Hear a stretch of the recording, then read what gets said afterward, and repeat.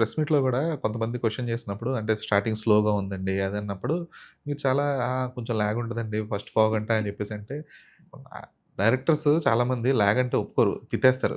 Reverse అయిపోతారు. మీకసలు చూడడం రాదు, మీకు పేషెన్స్ లేదు అని చెప్పేసి. మీరు చాలా సింపుల్‌గా 15 నిమిషాలు ఫస్ట్ కొంచెం స్లో ఉంటదండి, లాగ్ ఉంటదండి అని చెప్పి అంటున్నారు. అంటే ఇది యాక్సెప్టెన్సా లేకపోతే అలాగా? లేదండి. నా దగ్గర ఏదైతే ఉందో నేను అదే చెప్తాను. హ్మ్. ఎందుకంటే ఫస్ట్ ఆఫ్ ఆల్ ఏంటంటే క్యారెక్టరైజేషన్ ఇంట్రడక్షన్ చేయడానికి నాకు ఆ టైమ్ స్పేస్ కావాలి. హ్మ్. ఆ టైమ్ స్పేస్ ఉన్నప్పుడు ఏంటంటే కొంతమందికి అవి నచ్చినాయనుకోండి క్యారెక్టరైజేషన్స్ వాళ్ళకి కొంచెం ముందుకెళ్తారు. సో, నచ్చలేదు ఇంకా ఎంతసేపు ఈ క్యారెక్టర్‌లని ఓపెన్ చేస్తున్నారని ఫీల్ వచ్చిందనుకోండి చిన్న లాగ్ అనిపిస్తది. హ్మ్. వేరేవాడు బాల్ పట్టుకునే దాని బదులు నేనే బాల్ ఇచ్చేసాననుకోండి.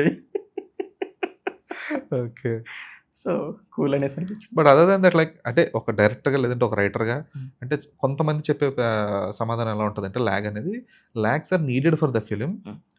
అదెలా అంటే it could be character establishment అవ్వచ్చు. లేదంటే స్టోరీ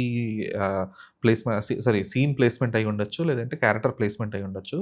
దాన్ని కథలోకి మిమ్మల్ని తీసుకెళ్ళేది మీరు కొన్ని సార్లు లాగ్ అని భావించే అవకాశం ఉండొచ్చు. బట్ దట్ ఆర్ నీడెడ్ అని చెప్పేసి అంటారు. సో మీరేమంటారండి? లేదండి. క్యారెక్టర్ ఎస్టాబ్లిష్‌మెంట్ కోసం అంటే ఇప్పుడున్నటువంటి సందర్భాన్ని బట్టి హ్మ్. అంటే అది ప్రతి సందర్భాన్ని బట్టి మనం మళ్ళీ మారుతుంటాయండి. అవును. ఇప్పుడు కొన్ని కొన్ని సార్లు ఏంటంటే ఒక సాంగ్‌కి ముందు తీసుకునేటువంటి లీడ్‌లు కొన్ని కొన్ని ఉంటాయి.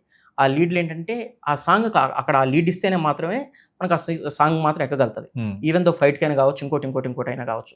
ఇప్పుడు మనం 48 ఫ్రేమ్స్ పెడతామండి కొన్ని కొన్ని ఫైట్‌ల ముందు. మనకు ఆ హై ఇవ్వడం కోసం ఆ 48 ఫ్రేమ్స్ పెడతాం. అది కూడా లాగ్ ఉందనేసి అనుకుంటే మనం ఏం చేయలేం. జస్ట్ చెప్తున్నాను. అదే. ఇక్కడ 48 పెడితేనే డామ్! అని కొడితే ఒక హై ఒకటి వస్తుందన్నమాట. అవును.